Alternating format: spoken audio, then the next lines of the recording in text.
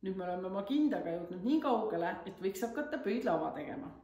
Aga ennem, kui me pöidlavast räägime, võib-olla veel mõni selline tähelepanek, mis äpardused võisid teil vahepeal juhtuda.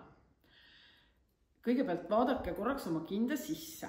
Kui need lõngajooksud siin seespool on niimoodi sirgete kriipsudega ja see näeb hästi selline korralik siit seestpoolt välja, siis on kõik hästi. Et siis te olete lõngu vahetanud nii, et üks lõng on jooksnud kogu aeg pealtpoolt ja teine altpoolt. Ja selle tõttu on need kriipsud ka niimoodi sirged ja teil ei lähe lõngad kudumise ajal sassi. Nüüd, kui need kriipsud juhtuvad olema siin niimoodi pussakäära, et ühtepidi, teistpidi, siis jah, olete te kudumise ajal siis hoidnud neid lõngu nii, et nad on omavahel keerdunud. Et kas see on nüüd viga ja kas peaks selle nüüd üles arutama? Ei, mina arvan, et selles osas arutamine on ainult nõrkadele. Ja need võiks niiviisi jääda, mis ei tähenda seda, et edasi võiks püüda siiski kududa niimoodi, et need lõngad oleksid siis kindlas järjekorras. Võib lausa otsustada, et näiteks valge on üleval ja sinine on allpool. Nüüd teine asi, mis võib selle koega juhtuda, on see, et see kude ei tule selline ühtlane, vaid et sellel koel tekivad nagu sellised mupsud siia peale. Eriti võib see juhtuda siis, kui on sellised pikkade kriipsudena mustriosad. Et kui on selline diagonaalne võrgustik, siis seda tavaliselt ei juhtu. Mis selle põhjustab? Selle põhjustab see, et need lõngajooksud, mis siia taha jäävad, on siiski hoitud liiga pingul. Et me tahame tihedalt kududa ja siis pingutame ka liigselt neid lõngajookse. Et kuidas siis võiks, mis nipp oleks, et seda praktikas vältida? Ma näitan nüüd siit natukene koon. Ühe koon valgega ja nüüd mul tuleb 3 sinist. Ma koon siis hästi tihedalt nii, et ma ei tõmba ühtegi silmust pikaks, vaid nad jääksid kõik siia varda ümber niimoodi tihkelt. Ja nüüd, kui ma tahan uue värvi võtta, siis ma teen sellise liigutuse, et näete, ma keeran nagu neid vardaid natukene niimoodi nurga all ja see venitab seda lõngajooksu siin taga. Alustan esimest silmust, edasi ma niimoodi neid enam ei hoia ja teen siis, mul on praegu 5 valget, need 5 valget hästi väikesed silmused. Ja nüüd, kui võtan sinise lõnga, siis jälle selle uue lõnga võtmisel natukene keeran neid vardaid nagu enda poole ja siis see paratamatult venitab seda lõngajooksu pikemaks. Et see on üks selline automaatne võte, mida siis kuduja saab kasutada, et see lõng tuleks lõdvemalt. Teine variant oleks see, et ma lihtsalt nagu kontrollin ennast, et ta lõdvemalt tuleb ja püüan kuidagi nagu teda lõdvemalt hoida. Näpuga ma ju seda tõmbama ei hakka, aga et see selline väike nõks liigutus nagu siis sellele kaasa aitab. Kui siin nüüd natukene neid mupsakaid ikkagi näha on, et kas need jäävad siia igaveseks? Tegelikult ei jää, et pärast kinda valmis saamist me peseme selle kinda puhtaks ja selle pesemise käigus on võimalik siis seda kinnast tuntavalt ühtlustada, nii et tegelikult see kui ta nüüd lausa ei kisu, siis see viga väga suur ka ei ole. Nüüd me pole üldse rääkinud sellest, kui suur see kinnas peaks nagu olema või kuidas siis kududa. Et kui ma tahan kududa ühe vana kinda koopiat või just kui vana mustrit, siis ma ei saa seda silmuste arvu valida enda kudumistiheduse järgi. Et kõige loogilisem oleks teha väike tööproov, see tuleks teha ju siis ringselt. Aga me võime ka seda alustatud kinnast juba võtta kui tööproovi, et kui te näete, et ta tuli hirmus lai, siis ma peaksin midagi ette võtma. Ja vanasti kooti väga tihedalt, näiteks mul on siin üks Muhu kinnas, kus on, oletame siis nüüd niisugused väiksed toredad kassikesed ja väiksed sisse kootud lillekesed. Ja nüüd näiteks selle puhul on mul ühel vardal 30 silmust. Ja loomulikult me võime mõelda, et aga ma ei koo ju nii tihedalt, et mul on paras kinnas, kui ma koon näiteks 18 silmust vardal. Aga kui ma seda mustrit tahaksin nüüd niiviisi kududa, siis tegelikult jääb mul siia käe selja peal ainult üks kass. Ja kuna ta jääb laiuses ainult üks, siis ta jääb ka kõrguses pikem ja lilli ma ei saagi enam teha. Nii et mul ei olegi muud valikut, kui ma pean kuduma hästi tihedalt. Ja seda vanasti eestlased ka tegid. Mis võtted siis selleks oleks, kuidas ma saan tihedalt kududa? Kõigepealt on see, et ma võin võtta natuke peenemad vardad.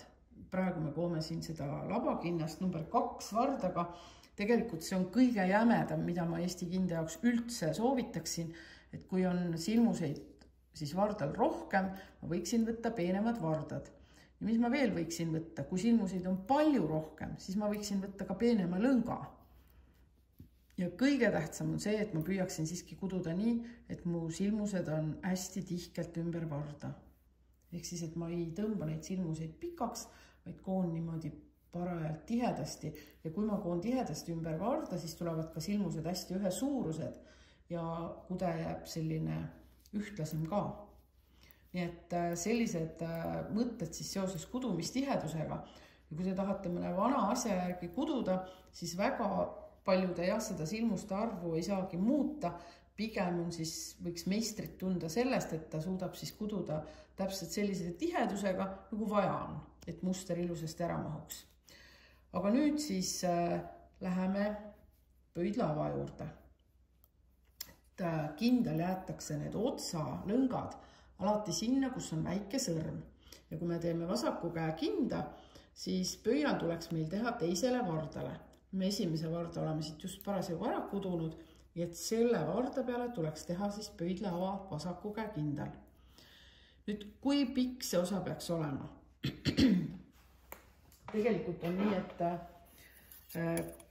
on vanu selliseid Eesti kinda kirjeldusi vanadest aegadest, et see kooti enne pöidlava umbes ruudukujuline see kinnas. Ehk siis umbes sama palju kõrgusesse, kui on see laius siin selle mustri osas. Aga selline suur rusikareegel võiks öelda, et see keskmiselt hästi paras oleks 10 sentimeetrit. Et miinimum võiks olla 9 ja siis, vaatame, mul on siin üks kinnas näiteks, kus on 9, üks Hiiumaa kinnas, ja kui mul on siis see 9. osa siin ja ma selle kinda nagu kätte panen, siis see kinnas ei ole võib-olla väga pikk see randmeosa. Et see 10 oleks selline tubli keskmine ja kui on muidugi suurem meeste kinnas, siis sellest 10 võiks saada ka näiteks 11. Ja kuidas siis see pöidlava teha? Kõigepealt on meil vaja teada, kui suur see teha.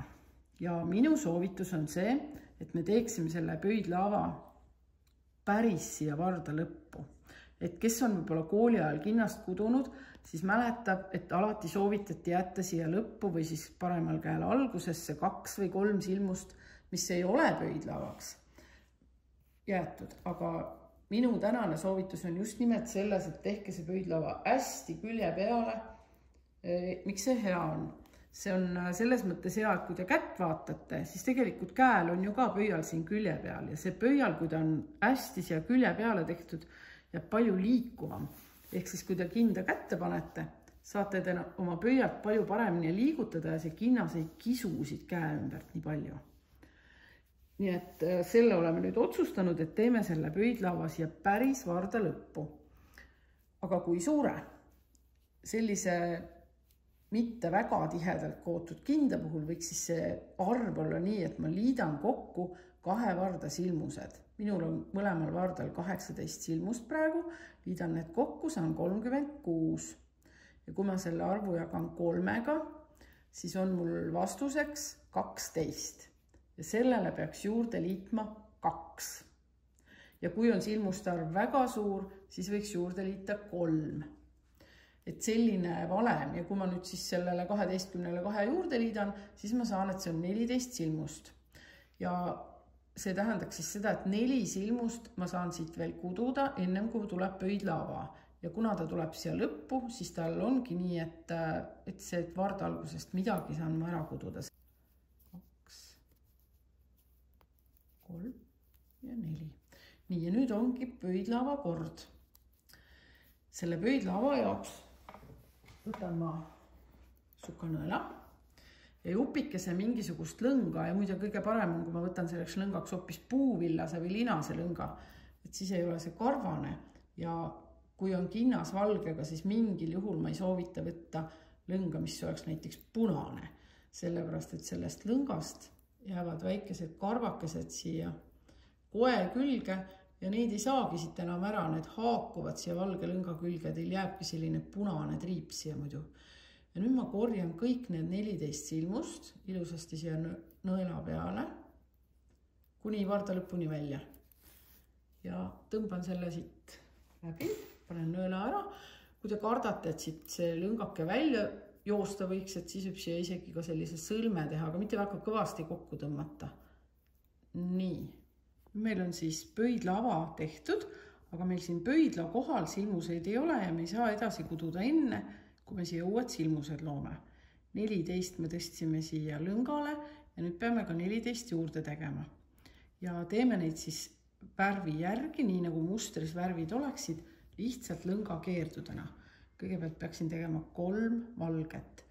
Keeran lihtsalt sellest lõngast sellise keeru ja pistan selle siia varda otsa. Ja tõmban siis niimoodi parasjagu, mitte liiga tugevasti, aga mitte ka väga lõdvalt selle kokku. Nüüd teen järgmise. 2, 3. Ja nüüd mul on, kuna mul oli mustris 5 valget, siis see 5 valget on siin nüüd järjest ja ma peaksin võtma siis sinise lõnga ja tegema 3 sinisega. Nüüd ma teen siis sinisega samamoodi ja ikkagi lõngajooksud jäävad siia lihtsalt alla. Nii et mul tuleb siis 3 sinist ja siis taas kord 5 valget.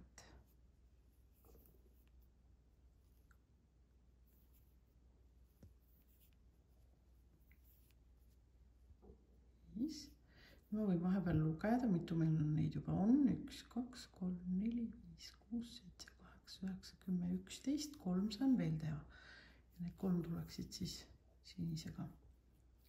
1, 2 ja 3.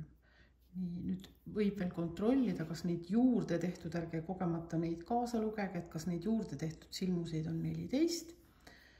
Ja siis ma soovitan 2 silmust ajutiselt kududa ka siit järgmise varda algusest veel selle varda lõppu, et pärast me need laenatud silmused tõstame uuesti tagasi, aga lihtsalt mul on lihtsam nagu ringi peale minna, kui ma siit 2 tükki veel lõppu koon. Nii, võtan uue varda ja jätkan, mul on siis see 5 valget, 1, 2, 3, 5. Ja nüüd mustri järgi koon siis terve ringi, kuni jõuan uuesti sinna pöidlava juurde.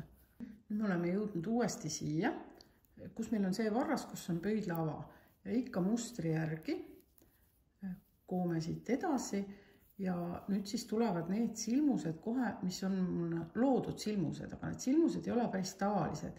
Ma võiksin kududa siit tagant, aga ma võiksin siiski kududa neid nii nagu tavalisi silmuseid, aga et ma seda teha saaks, peaks neid ühe kaupa natukene venitama, et tõmban lihtsalt vardaga natukene ühtepidi suuremaks ja siis koon tavaliselt läbi. Ja ikka mustri järgi vahetan lõngu, nii et mul on siin jällegi selline rida, kus on 5 valget ja 3 sinist.